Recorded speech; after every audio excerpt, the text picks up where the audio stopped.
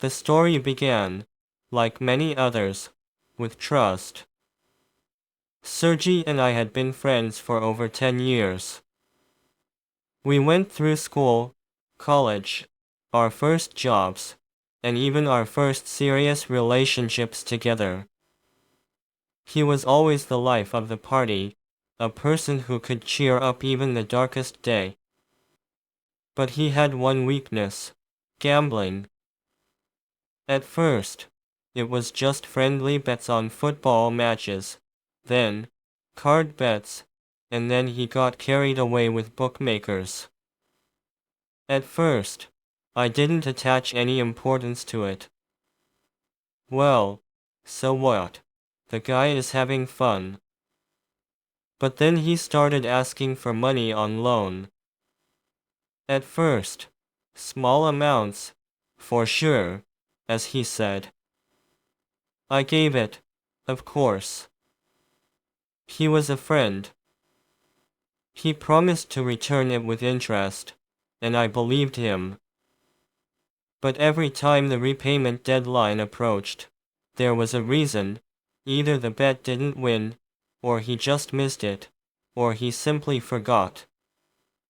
I endured, thinking, well, it happens. We all make mistakes. But the debts grew. Sergey started asking for serious amounts of money, promising that he would soon get even and return every penny.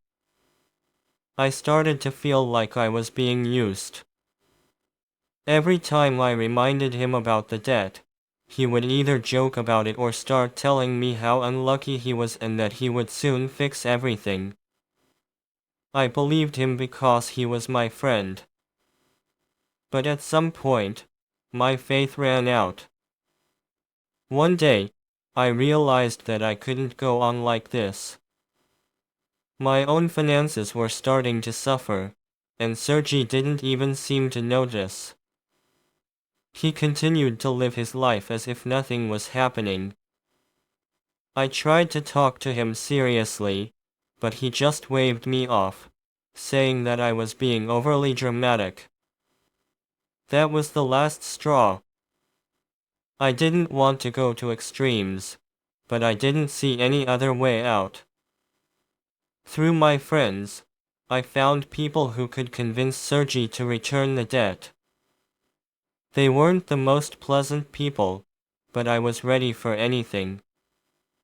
When they came to him, he was, of course, scared. He returned the money quickly, although not without threats. But something inside me broke at that moment. I realized that our friendship was over. We don't communicate anymore. Sometimes I think that maybe I should have done something differently. Maybe I should have been more patient. Maybe I should have helped him cope with his addiction. But I don't know if that was possible. Sergey hasn't changed. He continues to play, only now without me.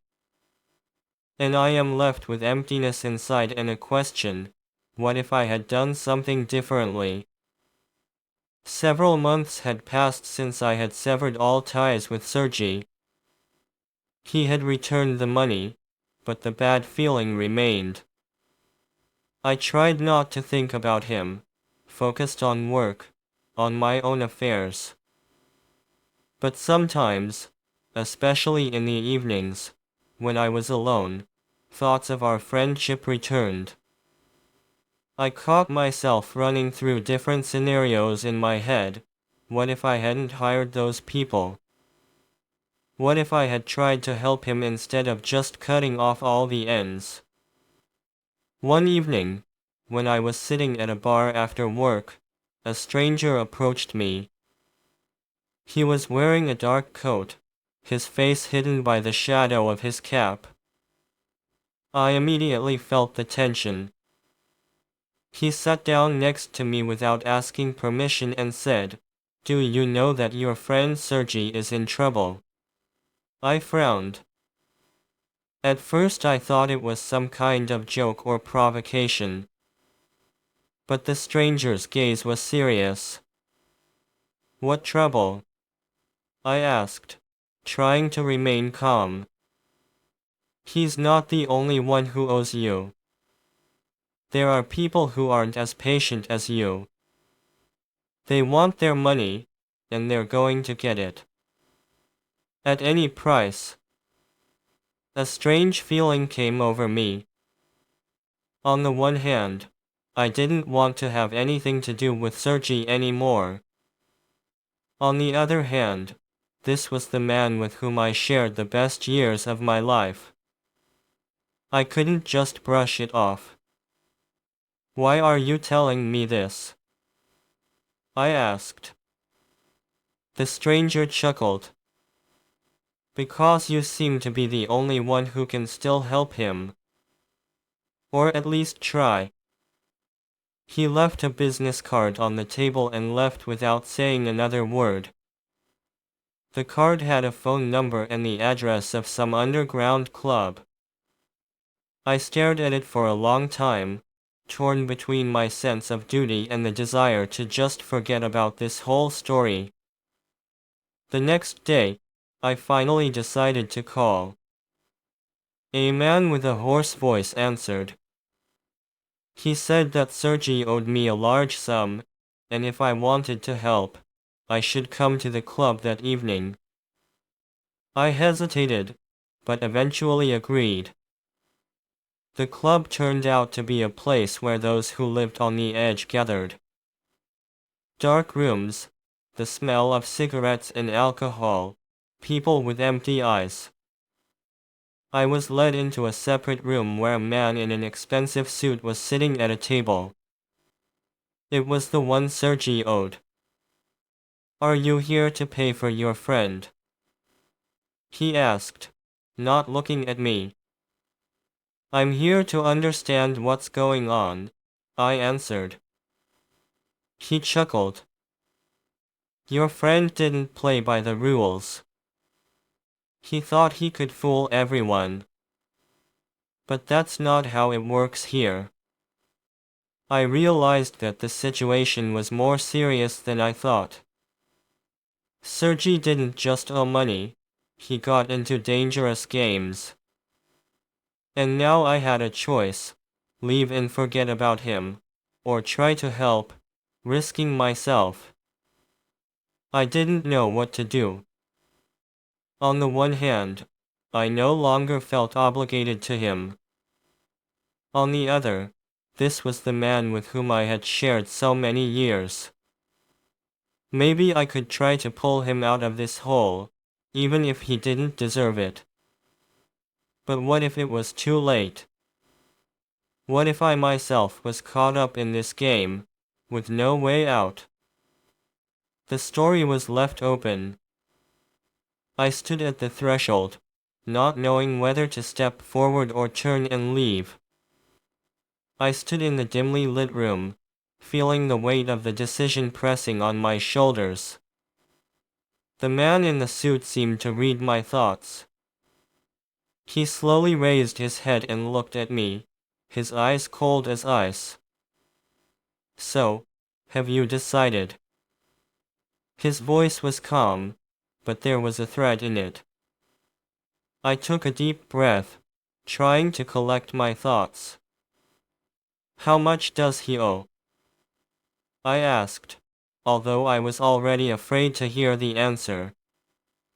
The man chuckled. It's not a small amount. But if you're ready to help, we can come to an agreement. Agree? How? I felt my insides tighten. I didn't want to get involved in this, but something inside me wouldn't let me just walk away. There's one person who owes us. If you help us sort this out, Sergey's debt will be written off. Partially. I felt the ground slipping out from under my feet. They were offering me to become part of their game. I knew what it meant.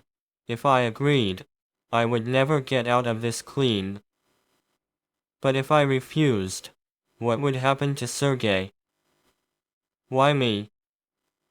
I asked, although I already guessed. Because you know him. And he trusts you. That will make everything easier. I closed my eyes, trying to imagine what it would be like. Betraying someone in order to save a friend who may not be worth saving. It was like choosing between two evils. And if I refuse? I asked, although I was afraid to hear the answer. The man shrugged. Then we will deal with Sergey in our own way. And maybe you will become part of the problem, too. The threat was obvious. I knew that they would not let me go so easily. I found myself in a trap that I myself created when I decided to help Sergey repay his debt through bandits. Now I was in their net. Give me time to think, I said, feeling my voice shake. The man nodded. You have 24 hours. Don't keep me waiting. I walked out of the club, feeling the cold wind hitting my face. The city around me seemed alien, hostile. I didn't know what to do. On the one hand, I could just leave, forget about everything, and start a new life. But something inside me wouldn't let me do that. Maybe it was guilt. Maybe it was the remnants of a friendship that had once been so strong. I called Sergey. He didn't answer right away, and when he heard my voice, there was a strain in his tone. Hi, he said, trying to sound casual, but I could hear his nerves. Sergey, we need to talk, I said. In person. He paused for a moment, then nodded. Okay. Where? We met in the park, the same place where we used to spend hours discussing our dreams and plans. Now it all seemed so far away. Sergey looked exhausted, his eyes full of fear. You know why I'm here, I said, looking at him. He lowered his head. Yes. I know. Why, Sergey? Why did you bring yourself to this? He didn't answer right away. When he spoke, his voice was quiet, almost a whisper. I thought I could fix everything. I thought that one big victory would make everything like before. But I was wrong. I felt anger and pity warring inside me. You should have stopped. You should have asked for help. I know, he said. But it's too late now. No, I said, although I wasn't sure of my words. It's not too late. But you'll have to do what I say. He looked at me, and there was a glimmer of hope in his eyes. Will you help me? I didn't know if this was right. I didn't know if I could live with this decision. But I nodded. Yes. But this will be the last time. We both knew this wasn't the end. This was just the beginning of something bigger, something dangerous. But I couldn't stop now. I had made my choice. And now I had to live with the consequences. We sat on a bench in the park, and I explained to Sergey what was required of him. He listened in silence, his face turning pale and then red. When I finished, he looked at the ground for a long time, and then looked up at me. Are you sure this will work? He asked, and there was a tremor in his voice. No, I answered honestly. But this is the only chance. If you don't do as I say, they will deal with you in their own way. And I won't be able to protect you. He nodded, but I could see that he didn't fully believe it. And I understood him. The plan was risky, and the chances of success were slim. But there was no other way. The next day we met again, this time in the same club. The man in the suit was waiting for us. He was smiling, but there was nothing kind in his smile. So, have we decided? He asked, looking at us. Yes, I said. Sergey will do as you asked. But only if you guarantee that his debt will be written off after that. The man nodded. Of course. We keep our word. If he fulfills his part of the deal. Sergey was silent, but I could see his fists clenching. He was afraid, and I couldn't blame him. We both knew we were playing with fire. That evening, Sergey was supposed to meet the man who owned the club. He was an old acquaintance of Sergey's, the one who had once drawn him into this adventure. Now Sergey had to convince him to repay the debt, using his connections and influence.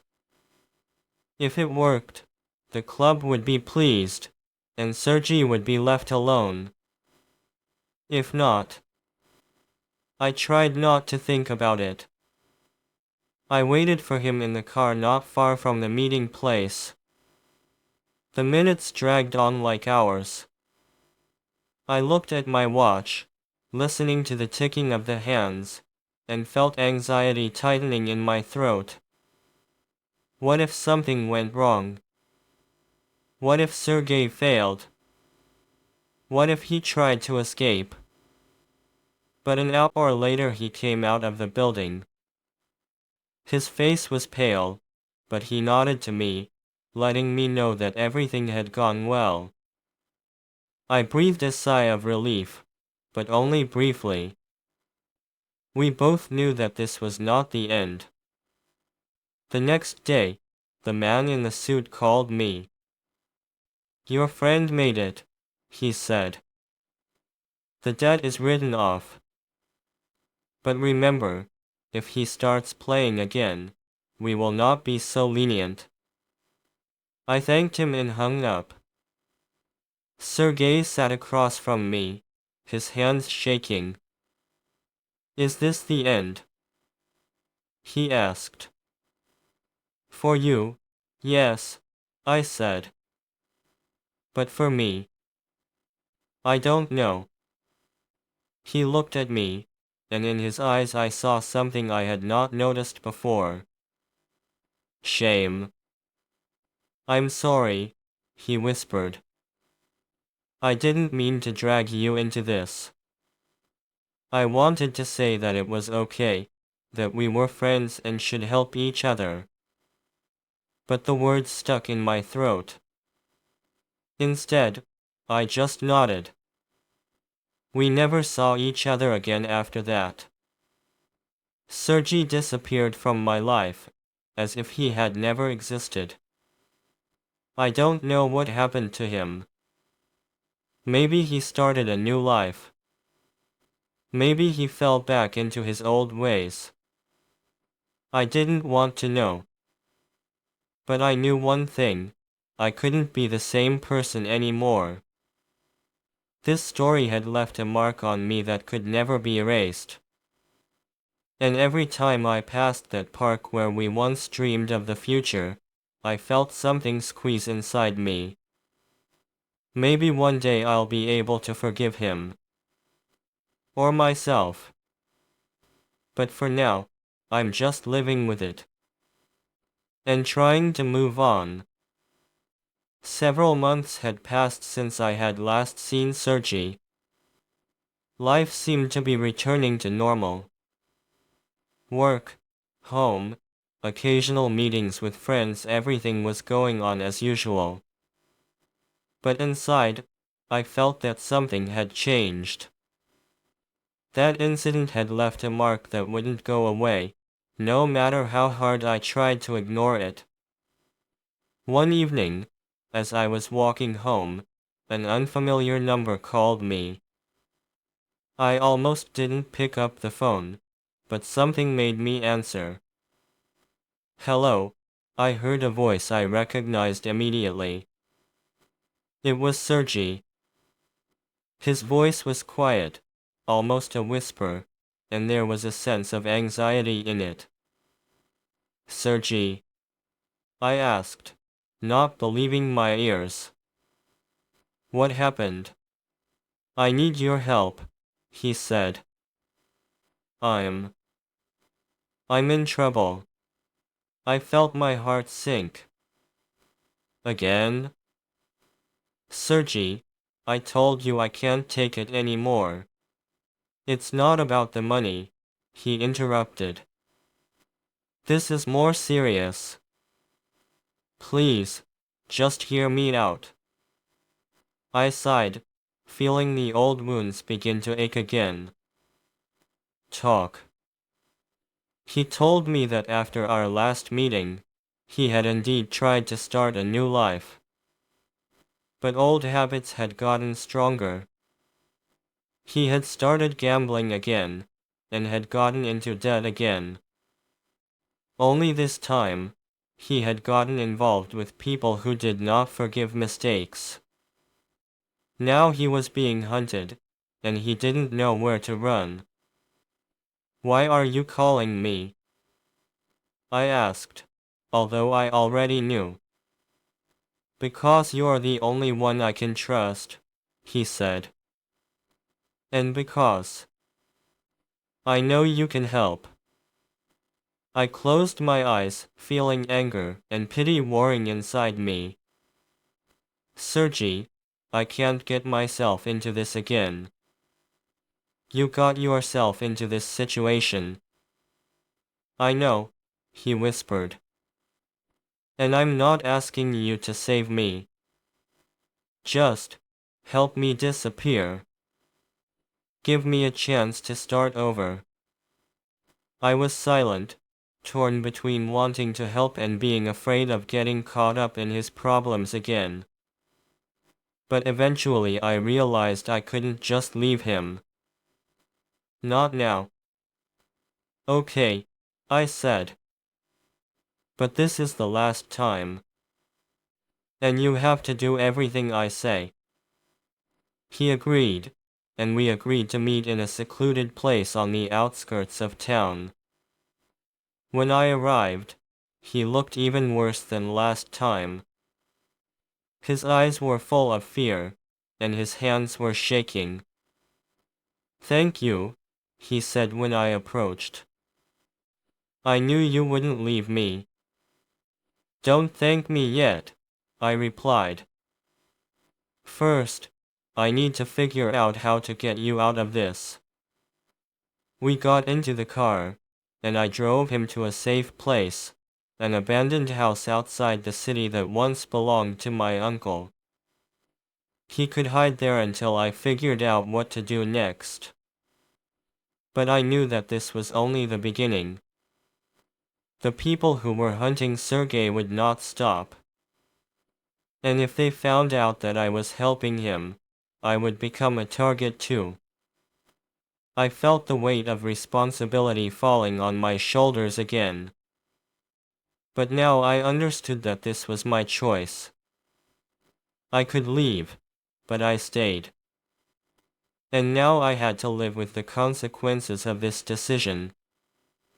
What would happen next? I didn't know. But one thing was clear: this story was not over yet. We spent a few days in that abandoned house. Sergey was on the verge of a nervous breakdown, and I was trying to come up with a plan. I knew that simply hiding him was not enough. I needed to find a way to deal with those who were hunting him. But how? I was not a crime boss. I had no connections in this world. All I had were old friends who might know how to act in such situations.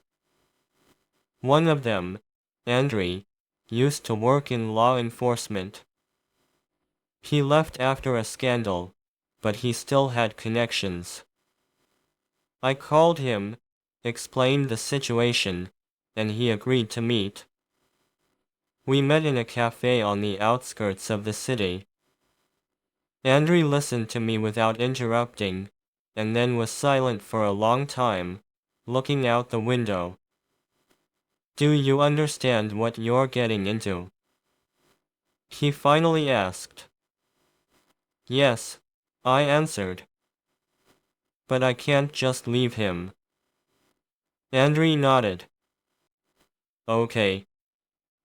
I can help. But it will cost a lot. And not money. What do you mean? You're going to have to do something for me. Don't ask me what. When the time comes, I'll tell you. I felt a chill run down my spine. But there was no other way. I agreed. A few days later, Andrei put me in touch with a man who could help. His name was Victor, and he was special. A former military man who now worked for himself. He knew how to solve problems that couldn't be solved legally.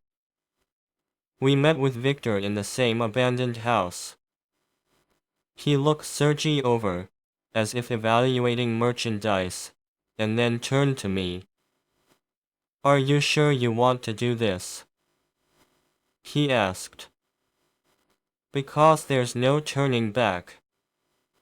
I'm sure, I said, although inside I was unsure. Victor nodded. Okay. I'll deal with whoever's hunting him. But you'll have to fulfill one condition. What is it? Sergey must disappear. Forever. A new name, a new life.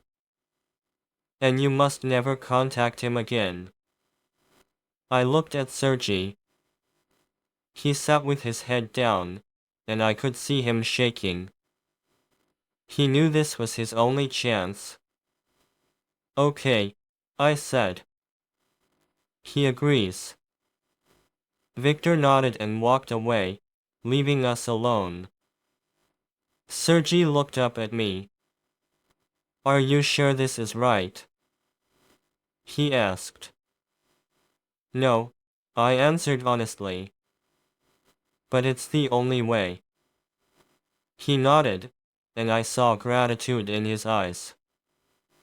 But also pain. We both knew this was the end. The end of our friendship, the end of everything that had happened between us.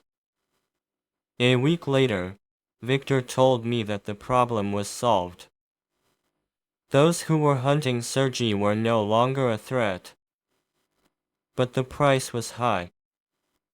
I had fulfilled my promise to Andrei, and now I owed him. What exactly he would ask for, I did not know, but I knew that it would change my life. Sergei left for an unknown destination. A new name, a new life. I never saw or heard from him again. Sometimes I wonder how he is, if he made it. But I know I will never know.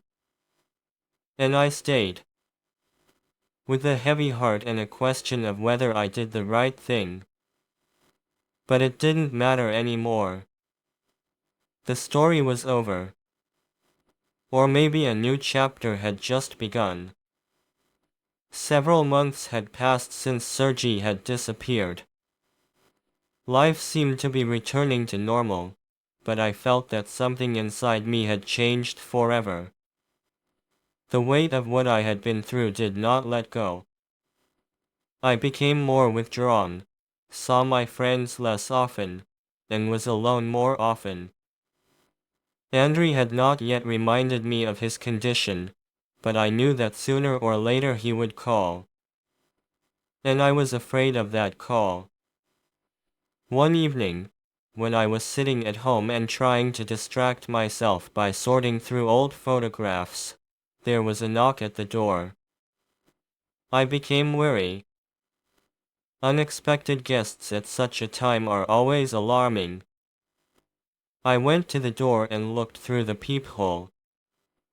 A woman was standing on the threshold. She was about 30 years old, dark hair, a tired face. I did not recognize her. "Who is this?" I asked through the door. "My name is Katya," she answered. "I know Sergey." My heart began to pound. I opened the door, but didn't invite her in. "What do you want?" She looked at me, and in her eyes I saw a mixture of hope and despair. "He talked about you. Said you were the only one I could trust. I need help." I sighed, feeling old wounds begin to ache again. "Sergey is gone. He disappeared." "I know," she said. "But he left something behind. And now they're after it." I felt a chill run down my spine. "What do you mean?" She looked around, as if afraid she was being followed. "Can I come in?" "I'll explain everything." I hesitated, but finally let her in. She sat down on the couch, and I sat opposite her, waiting for an explanation. "Sergey left me an envelope," she began. "He said that if something happened to him, I should give it to you. But now this envelope is being hunted. The people who were looking for him are now looking for me." I felt anger and fear mix in me. "Why didn't you give it to me right away?" "I was afraid," she admitted. "I didn't know who to trust. But now I have no choice." She took an envelope out of her bag and handed it to me. I took it, feeling how heavy it was. Inside were documents, a flash drive, and a note. I unfolded the note and recognized Sergey's handwriting. Asterisk, if you're reading this, it means I couldn't explain everything to you anymore. These documents are evidence. Evidence that those who were hunting me are connected to people you know. Be careful. And remember, you can only trust yourself. Asterisk. I looked at Katya. "Do you know what's in these documents?" She shook her head. "No." "Sergey said it was dangerous. But he believed you could figure it out." I felt the weight of responsibility fall on my shoulders again. I didn't want this. I just wanted to live my life. But now I knew that was impossible. "Okay," I said. "I'll figure it out. But you need to disappear. Like Sergey." She nodded. "I know. I already have a plan." I walked her to the door, feeling anxiety tightening in my throat. When she left, I went back to the envelope. I knew that the moment I opened it, my life would change forever. But there was no other way. I sat down at the table, turned on the computer and inserted the flash drive. Files appeared on the screen, documents, photos, videos. I started looking through them, and with each passing minute my horror grew. This was evidence of corruption, of connections between the criminal and the government. And among the names I saw was one I knew all too well. Andrei. I felt the ground slipping from under my feet. He was among them. And now I understood why he had helped me. He wanted me to be in his debt. To become part of this system. I closed my eyes, trying to collect my thoughts. What should I do? Where should I go? I couldn't trust anyone. But I also couldn't just remain silent. I knew that this was only the beginning. And that now I would have to make a choice that would determine not only my fate, but the fates of many other people. But no matter which path I chose, I knew one thing: there would be no turning back. I sat in front of my computer, feeling like the world was collapsing around me. The documents I found on the flash drive were like a time bomb. They could destroy the lives of many people, including those I once considered friends. Andrei, a man I trusted, turned out to be part of this dirty system. And now I understood that he helped me not out of friendship, but because I was useful to him.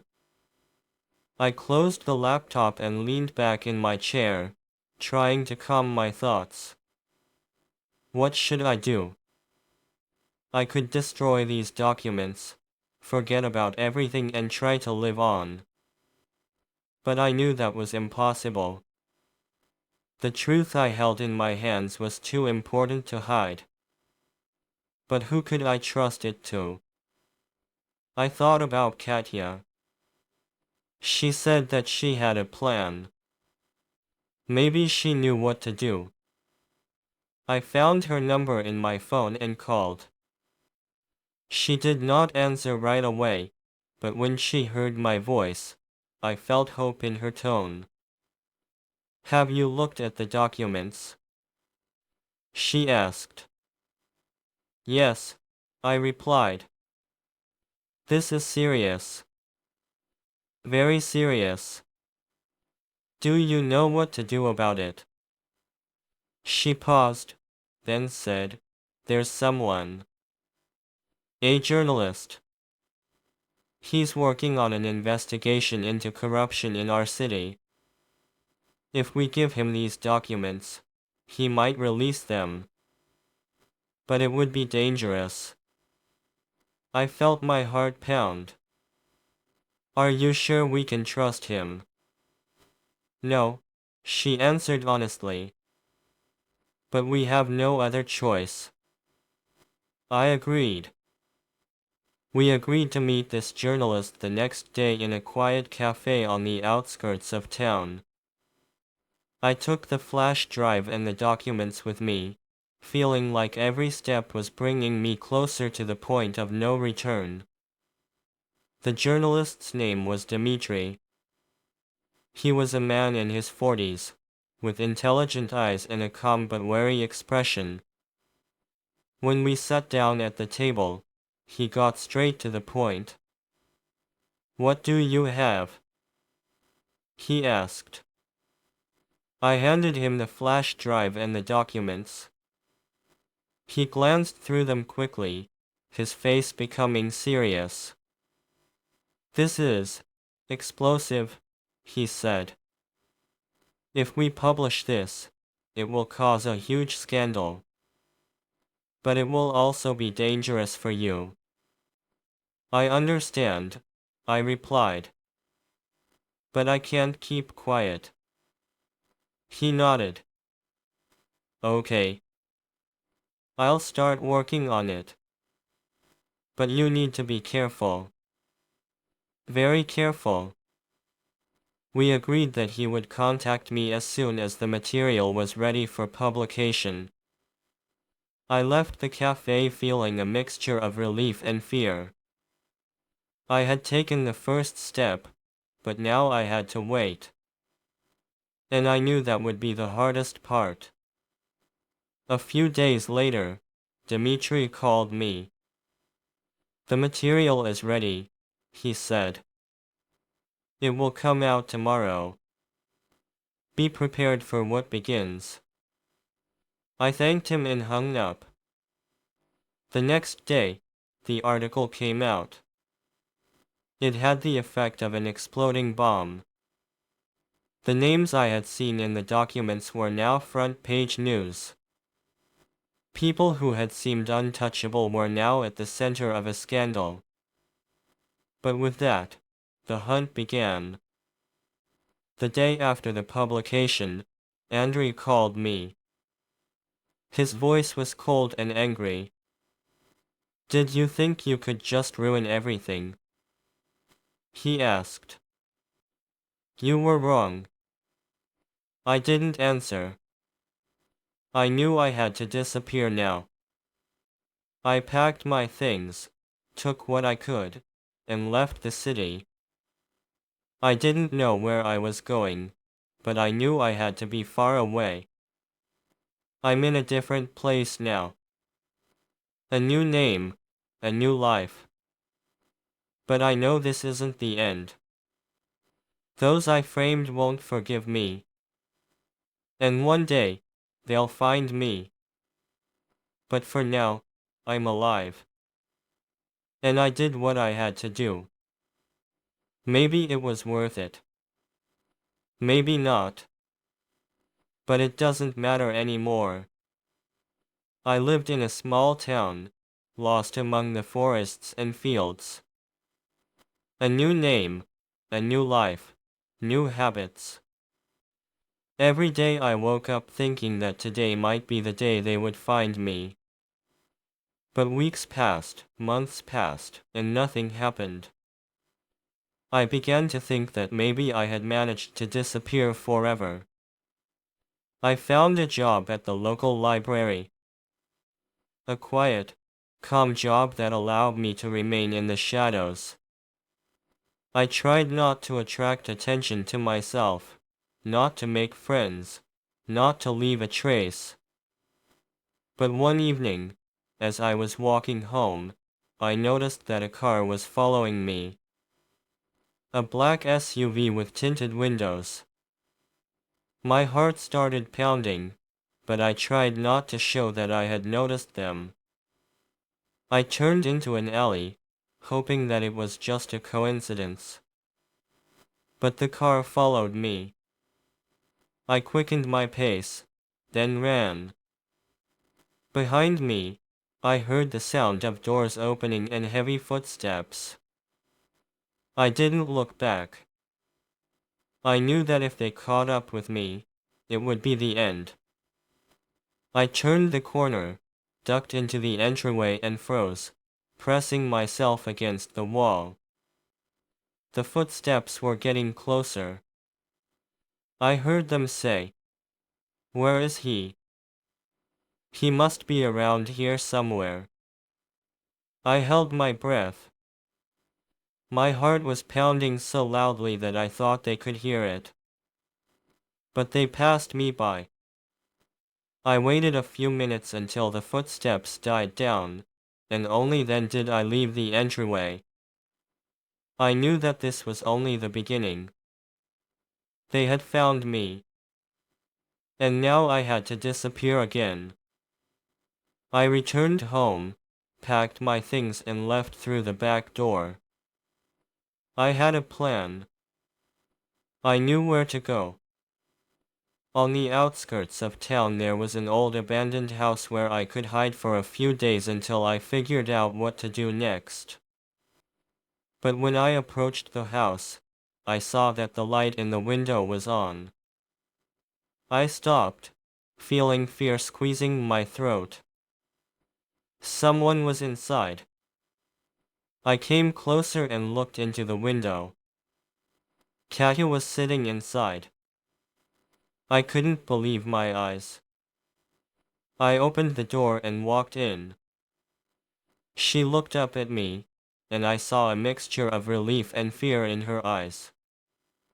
"How did you find me?" I asked. "I always knew where you might go," she replied. "I needed to find you. They're looking for you." And me. I sat down across from her, feeling the fatigue wash over me. "What should we do?" She looked at me, and I saw determination in her eyes. "We have to finish what we started. We can't just run. We have to fight." "How?" I asked. "We have no resources, no connections. We're just two people against the system. But we have the truth," she said. "And it's stronger than you think." We sat in silence, considering our options. I knew she was right. We couldn't just run. But I also knew it would be dangerous. Very dangerous. "Okay," I said. "But if we do this, we have to be ready for anything." She nodded. "I am." We started planning. We had the documents we gave to Dmitri, but now we needed more. We had to find evidence that couldn't be ignored. And we had to do it fast. But we knew it wouldn't be easy. Those hunting us would stop at nothing. And now we had to play their game. Katya and I spent a few days in that abandoned house, planning our next steps. We had the documents we gave to Dmitri, but that wasn't enough. We needed more evidence, more facts that couldn't be ignored. And we knew it would be dangerous. Katya contacted people who had once worked with Sergei. They knew about his connections and could help us find what we were looking for.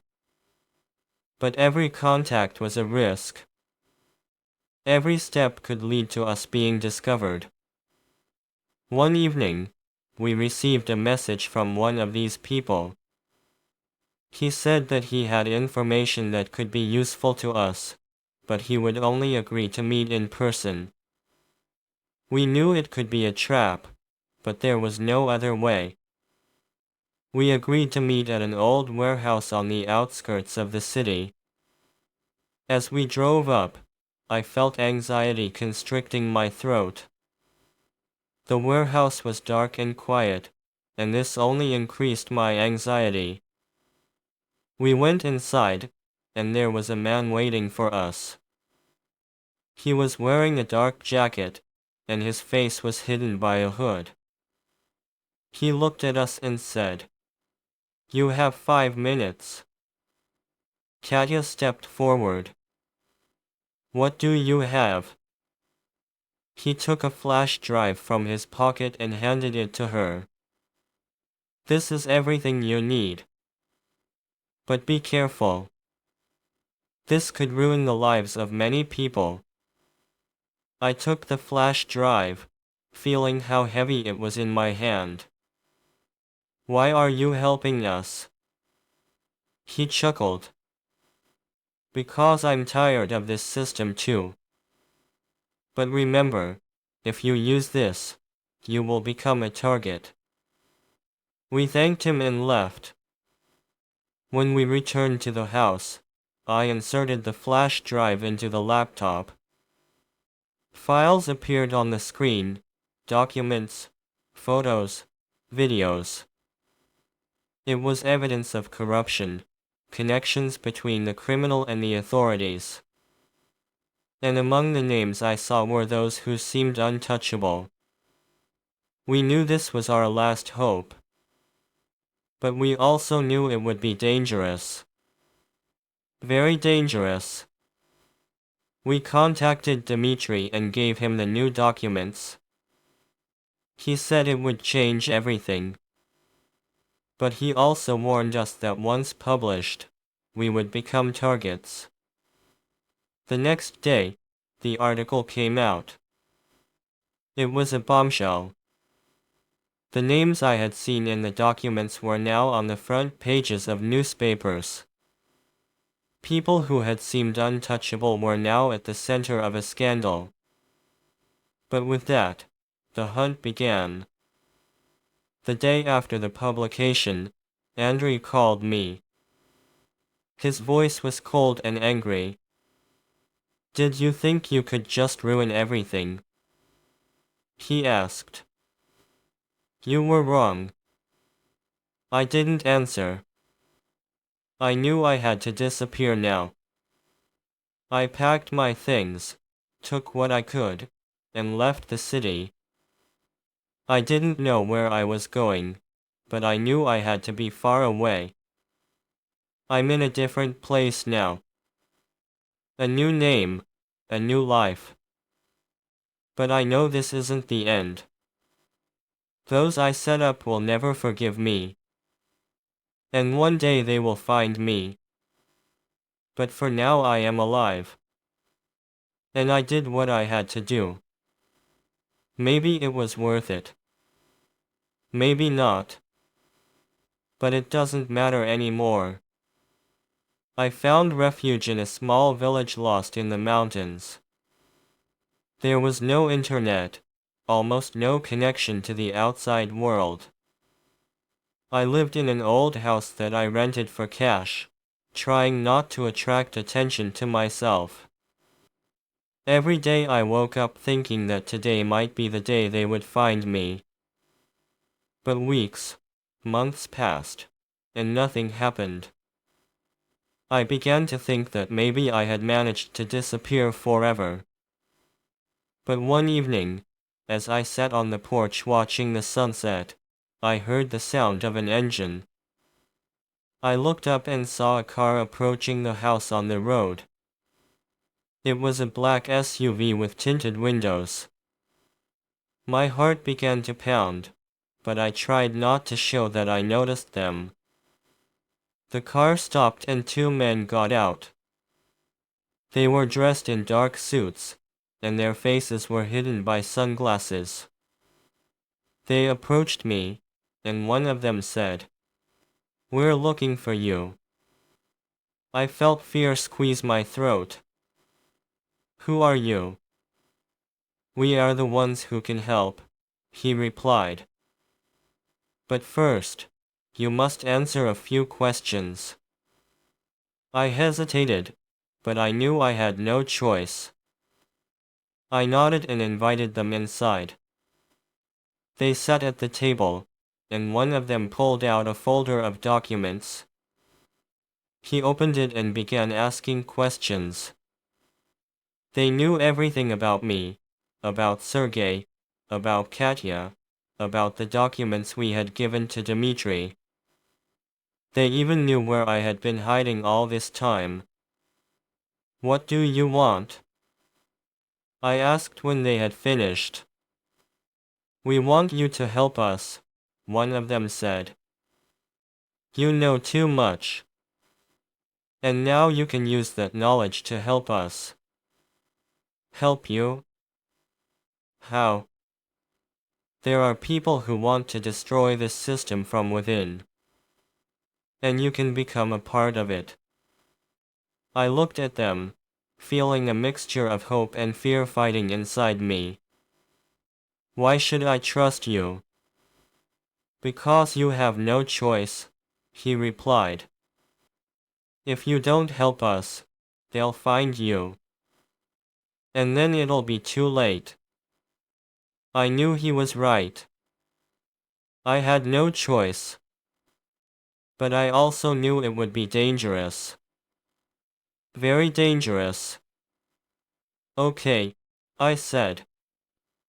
"I'll help you. But only if you guarantee my safety." They nodded. "We will." We agreed to meet in a week. They left, leaving me alone with my thoughts. I knew this would be the last chance. The last chance to change everything. But I also knew it wouldn't be easy. Those who were hunting us would stop at nothing. And now we had to play their game. A week passed. I met those people at the agreed place, an abandoned farm outside the city. They explained the plan to me. We had to break into one of the buildings where the key documents were stored, capable of finally destroying the system that we hated so much. It was a risky move, but I understood that there was no other way out. I agreed. We approached the building at night. It was guarded, but we had a man inside who was supposed to turn off the alarm. We waited for the signal. The minutes dragged on like hours. Finally, the lights in the building went out, and we moved forward. It was dark and quiet inside. We split up. I and one of my new allies went to the top floor, where, according to them, there was a safe with documents. We moved quickly, but carefully. Each step could be our last. When we got to the safe, I realized that something was wrong. The safe was open, and inside, nothing.